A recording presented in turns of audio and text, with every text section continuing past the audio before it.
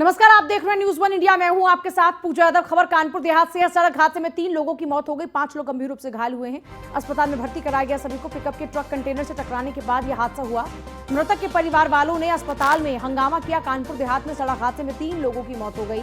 मामला कानपुर देहात के अकबरपुर थाना क्षेत्र के कुंभी का है, जहां पर तेज रफ्तार पिकअप अनियंत्रित होकर ट्रक से जा टकराई और मौके पर 3 लोगों की ही मौत हो गई, 5 लोग गंभीर रूप से घायल हुए। हादसे की सूचना पर इटावा के भरथना से लोगों का हुजूम उमड़ पड़ा।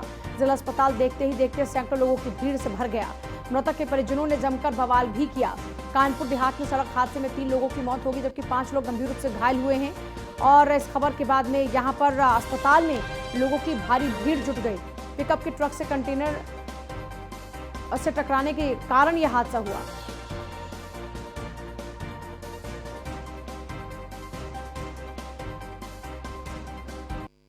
बिहारी थाना डेरापुर के आसपास घटना हुई थी, जिसमें पिकअप खड़े हुए कंटेनर में टकरा गया था, जिसमें काफ़ी लोग सवार थे।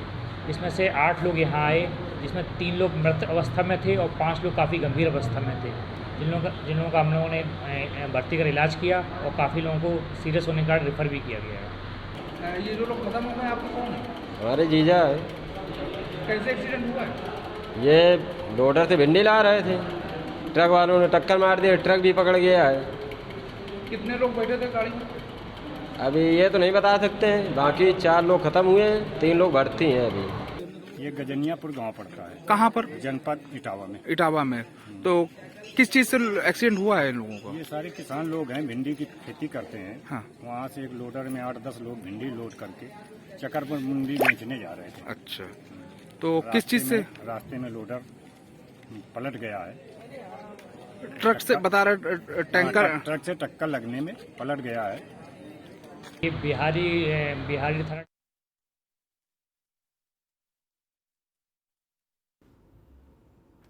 खबर लखनऊ से। 16 अप्रैल को वैक्सीनेशन के लिए मेगा कैंप लगाया जाएगा। 12 से 14 साल के बच्चों को वैक्सीन लगेगी।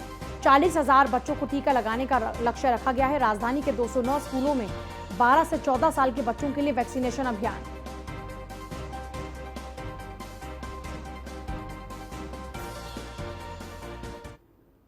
पुलिस और बदमाशों के बीच मुठभेड़ में अंतर जनपदीय वाहन चोर घायल हुआ। घायल बदमाश को अस्पताल में भर्ती कराया गया। चोरी की बाइक, तमंचा और कारतूस बरामद। आजमगढ़ में पुलिस ने मुठभेड़ के दौरान एक अंतर जनपदीय वाहन चोर को गिरफ्तार कर लिया। मुठभेड़ में घायल बदमाश को इलाज के लिए अस्पताल में भर्ती कराया गया। बदमाश के कब्जे से चोरी की बाइक सहित तमंचा और कारतूस आदि सामान बरामद हुआ है।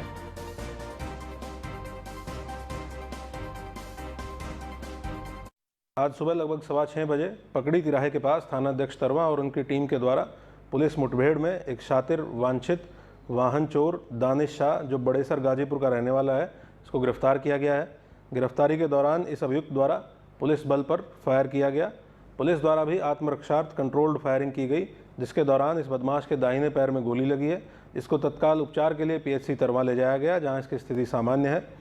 इसके पास से एक चोरी की मोटरसाइकिल, अवैध असला, कारतूस बरामद हुआ है। यह थाना देवगांव के 4 मुकदमों में वांछित अपराधी है और भी विस्तार से इससे पूछताछ की जा रही है। बिजली उपभोक्ताओं के लिए लखनऊ से बड़ी खबर है। बिजली उपभोक्ताओं के लिए मुआवजा कानून इसी महीने लागू हो जाएगा। कंपनियों ने नियामक आयोग को सॉफ्टवेयर तैयार करने की जानकारी दी है। लाइनमैन से लेकर निदेशक तक के मोबाइल पर अब शिकायतें नजर आएंगी। तय समय पर समस्या का समाधान न होने पर उपभोक्ता मुआवजे का होगा हकदार। अधिकतम 60 दिन में उपभोक्ता को मुआवजा देना होगा अनिवार्य।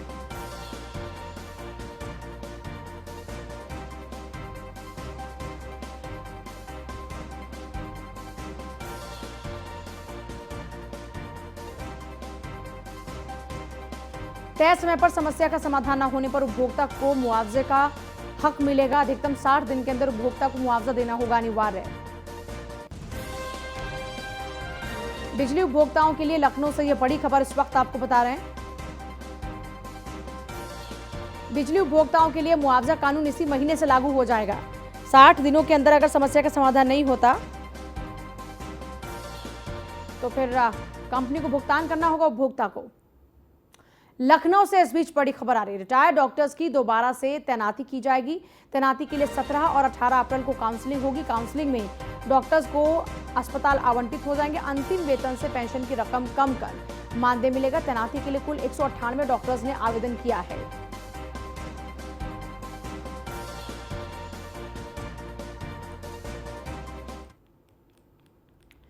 40 साल में देखिए ये ऐसा हुआ है पहली बार जब इस तरीके से जो बड़ी जीत है वो मिली है बीजेपी को। आपने देखा कि एमएलसी चुनाव के अंदर भी भारी बढ़त लगातार बनाए रखी और 40 साल में ये पहली बार हुआ जब यूपी विधान परिषद किसी पार्टी को पूर्ण बहुमत हासिल हुआ है।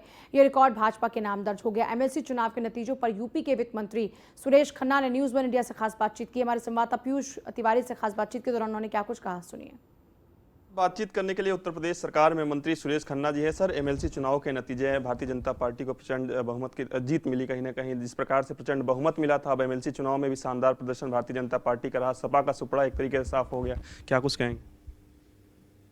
देखिए, आज जनभावना यही है कि भारतीय जनता पार्टी ने चूँकि पिछले 5 सालों में बेहतर प्रदर्शन किया, रूल ऑफ लॉ लागू किया और विकास का पहिया बहुत तेज़ी से घूमा, इसलिए जनता का विश्वास माननीय प्रधानमंत्री मोदी जी के ऊपर और माननीय मुख्यमंत्री योगी पर बढ़ा है।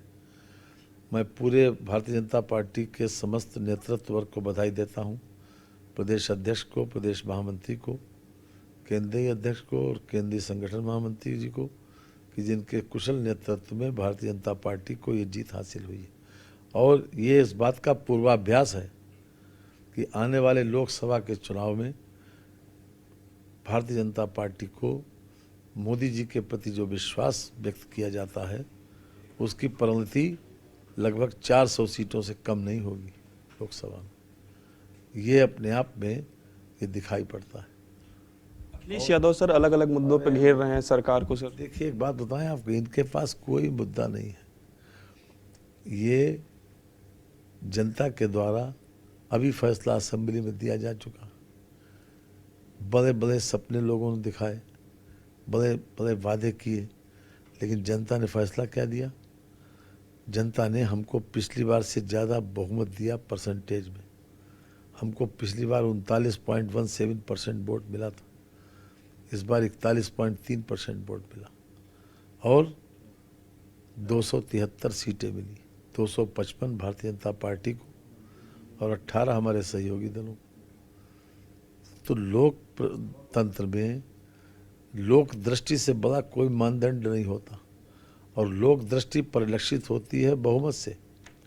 तो जिस प्रकार से हमको बहुमत मिला है वो इस बात को साबित करता है कि जनता में भारतीय जनता पार्टी के प्रति, भारतीय जनता पार्टी के नेतृत्व के प्रति, माननीय मोदी जी के प्रति, माननीय योगी जी के प्रति अटूट विश्वास विद्यमान है और उसी की ये परिणति है।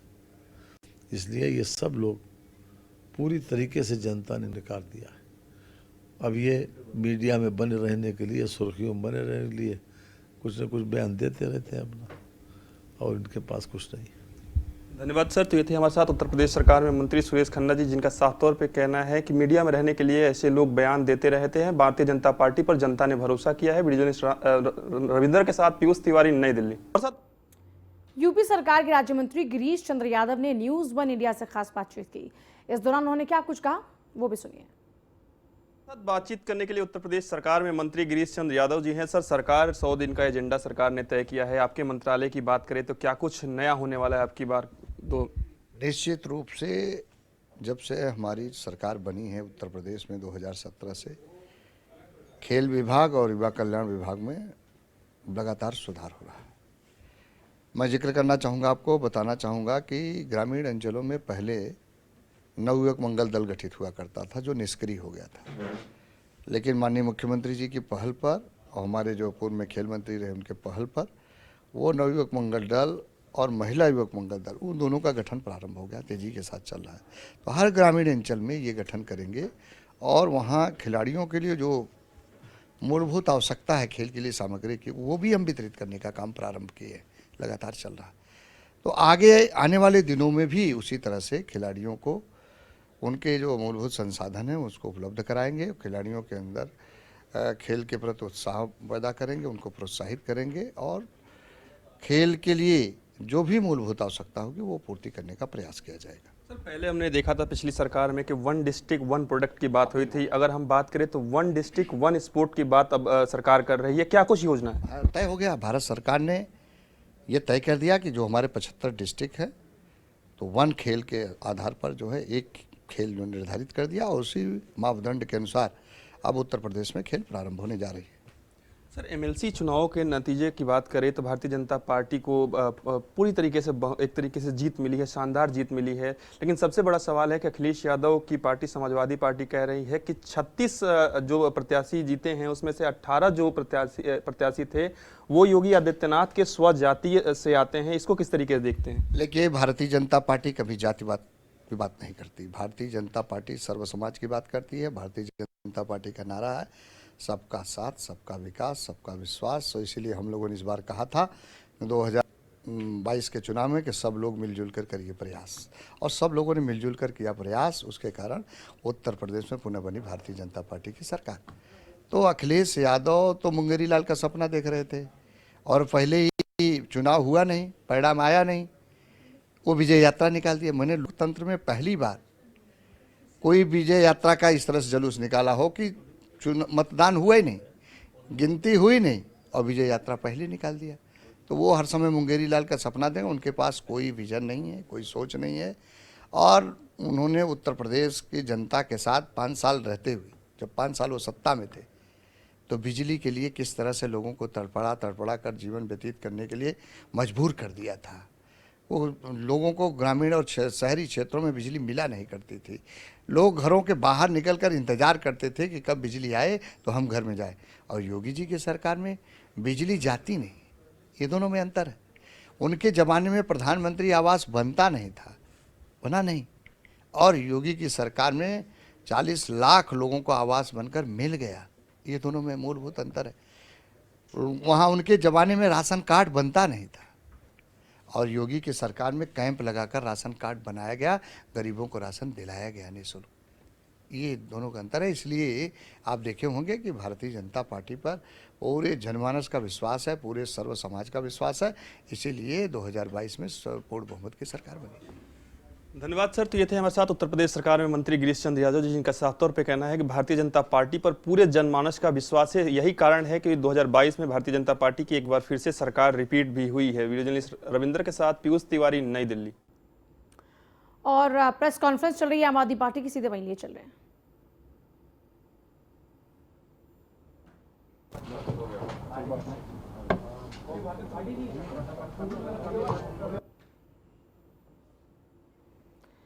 देखिए खबर लखनऊ से, डिप्टी सीएम ब्रजेश पाठक ने प्रेस कॉन्फ्रेंस की। स्वास्थ्य विभाग की तरफ से देखिए क्या कुछ अभी तक तैयारियां हो चुकी हैं, क्या कुछ काम हो चुके हैं, क्या कुछ योजनाएं जिन पर काम चल रहा है, उसके बारे में उन्होंने बताया। क्योंकि देखिए मंत्रियों को अपने कामकाज को लेकर बाकायदा प्रेस कॉन्फ्रेंस करनी है, बताना है कि आप क्या कुछ करें। गरीब वंचितों की पीड़ा को हमने समझा, जन आरोग्य योजना से लोगों को जोड़ा, 1,80,00,000 आयुष्मान कार्ड वितरित किए। कोविड महामारी हमारे सामने बड़ी चुनौती थी, ब्रजेश पाठक ने कहा। यूपी में बेहतर तरीके से कोविड प्रबंधन हुआ है।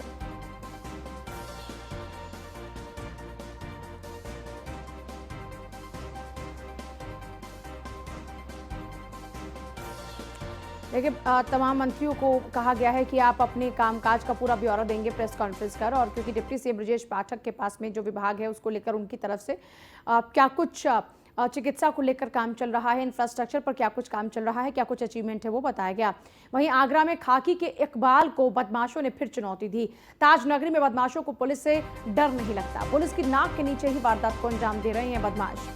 एसएसपी सुधीर सिंह के राज में कानून व्यवस्था पर सवाल उठ रहे हैं। पुलिस कप्तान सुधीर सिंह से कानून व्यवस्था संभल नहीं रही है। आगरा में दिन दहाड़े छात्रा की अपहरण से हड़कंप मच गया। स्कूल के बाहर से दिन दहाड़े छात्रा को उठा ले गए रंगबाज। 2 आरोपियों ने वारदात को अंजाम दिया। विरोध करने पर छात्रा को ताऊ को लहूलुहान कर दिया गया। अभी तक छात्रा का सुराग नहीं लगा पाई है पुलिस। सदर थाना क्षेत्र के डॉक्टर रॉय स्कूल के बाहर की घटना है।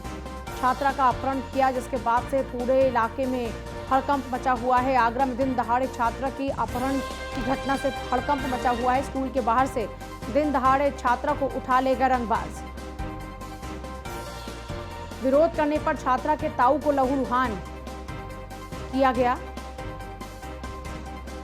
अभी तक छात्रा का कोई सुराग पुलिस नहीं लगा पाई है। लॉ एंड ऑर्डर के ऊपर सवाल उठ रहे हैं।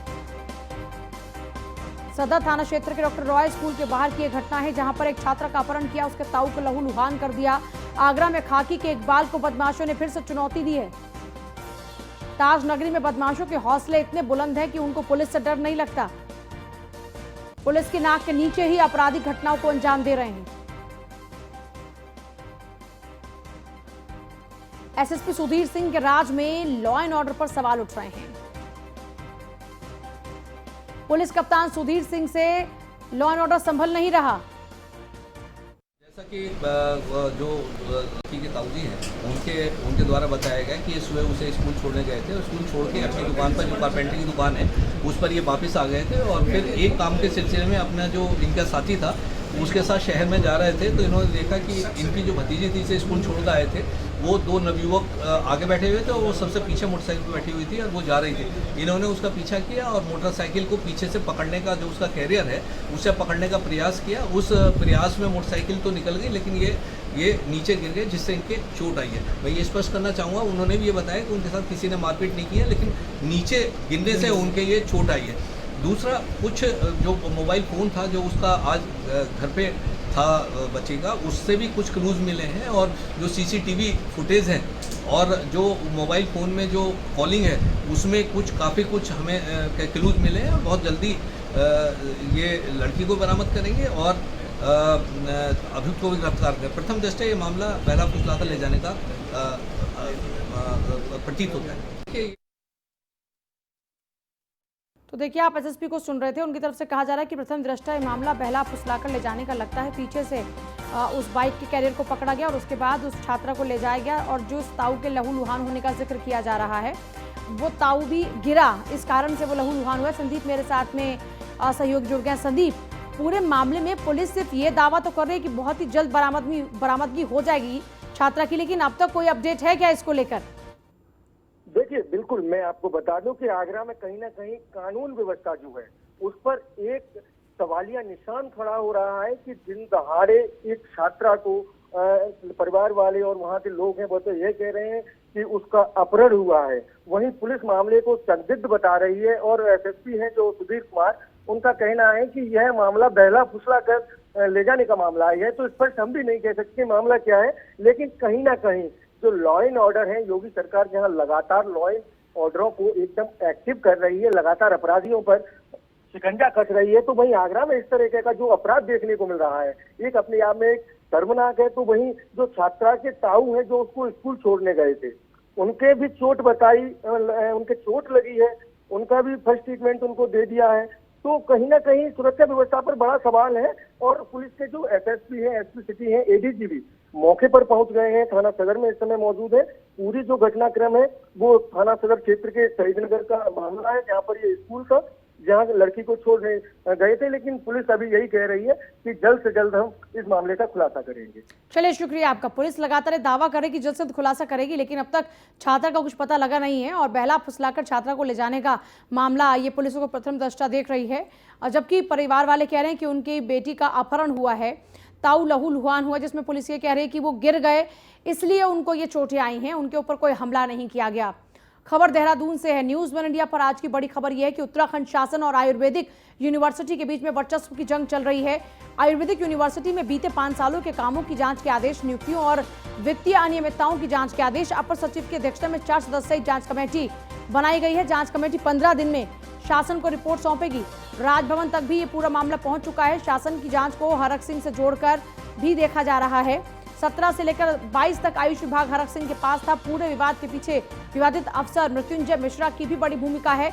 उत्तराखंड आयुर्वेद विश्वविद्यालय देहरादून में नियुक्तियों और वित्तीय अनियमितताओं की शिकायतों को लेकर शासन ने जांच के आदेश दिए। यही नहीं, शासन की तरफ से इन आदेशों में 4 सदस्यीय कमेटी का भी गठन कर दिया गया है। जांच के आदेशों के बाद ये सवाल खड़े हो रहे हैं कि आखिरकार अचानक पिछले 5 सालों की नियुक्तियों और कार्यों की जांच के आदेश क्यों दिए गए। इस जांच को हरक सिंह रावत से जोड़कर भी देखा जा रहा है। दरअसल 2017 से 5 साल के लिए आयुष विभाग की जिम्मेदारी भाजपा सरकार में हरक सिंह रावत के पास थी। इससे पहले हरक सिंह रावत के श्रम विभाग में एक के बाद एक जांच के आदेश भाजपा सरकार की तरफ से दिए गए थे। लिहाजा माना यह भी जा रहा है कि हरक सिंह रावत से जुड़े इस विभाग में भी तमाम नियुक्तियों और कार्यों को लेकर जांच कार्रवाई चल रही है, जिससे तमाम सत्य सामने आ सके।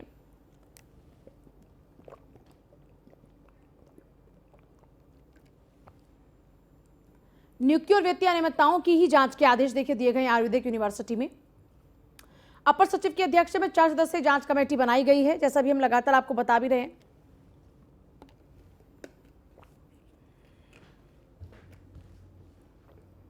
इस जांच कमेटी को 15 दिन के अंदर शासन को अपनी रिपोर्ट सौंपनी होगी देहरादून राजभवन तक भी इस पूरे मामले की सूचना पहुंच चुकी है। शासन की जांच को हरक सिंह से जोड़कर भी देखा जा रहा है, क्योंकि 2017 से लेकर 22 तक ये विभाग उन्हीं के पास था।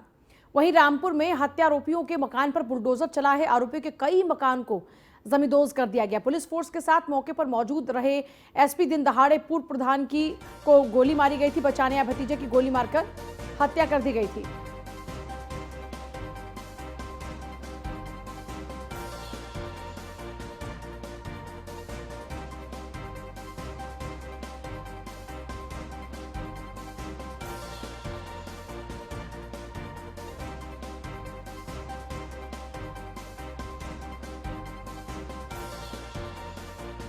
कार्रवाई करते हुए उनके मकान पर बुलडोजर चला गया है। बता दें कि दिन दहाड़े पूर्व प्रधान पर गोलियां बरसाई गई थी। बचाने आए भतीजे को भी गोलियों से भून दिया गया था, जिसकी मौके पर ही मौत हो गई थी।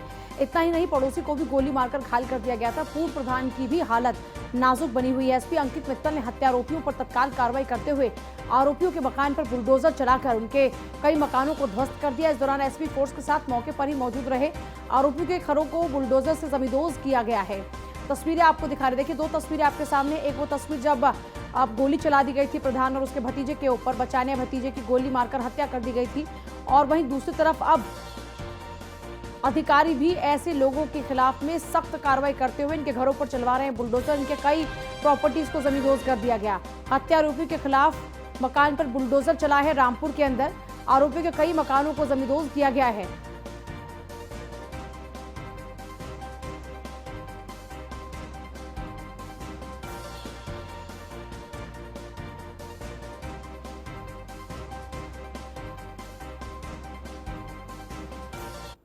ये गेट पर अपने गेट पे बैठे थे और तब आए ये लोग, ताबड़तोड़ गोलियां मार दी। इनामी बदमाश हैं, पुलिस को इन पे ध्यान नहीं दे रही है। बार बार इनके खिलाफ चोरी के मुकदमे लगे हुए हैं, धमकी के मुकदमे लगे हुए हैं, धमकी देते हैं। बार बार इस चीज़ को कहते थे हम ये कर देंगे वो कर देंगे। और 50,000 का इनामी है दानिश, वो बाहर चल रहा है, अभी तक पुलिस उसे अरेस्ट नहीं कर पाई है। आज की घटना ये, आज जनपद रामपुर के थाना टांडा में ग्राम लालपुर अंतर्गत एक फायरिंग के इंसिडेंट की घटना घटित हुई। मेरे द्वारा घटनास्थल का तत्काल निरीक्षण किया गया। घटनास्थल के निरीक्षण पर वहां पर मौजूद परिजनों और लोगों से बात करने पर चश्मदीद लोगों के द्वारा बताया गया कि 2 व्यक्तियों के द्वारा फायरिंग की घटना की गई, जिसमें 3 लोगों को गोली लगी। आज जनपद रामपुर के थाना टांडा में ग्राम लालपुर अंतर्गत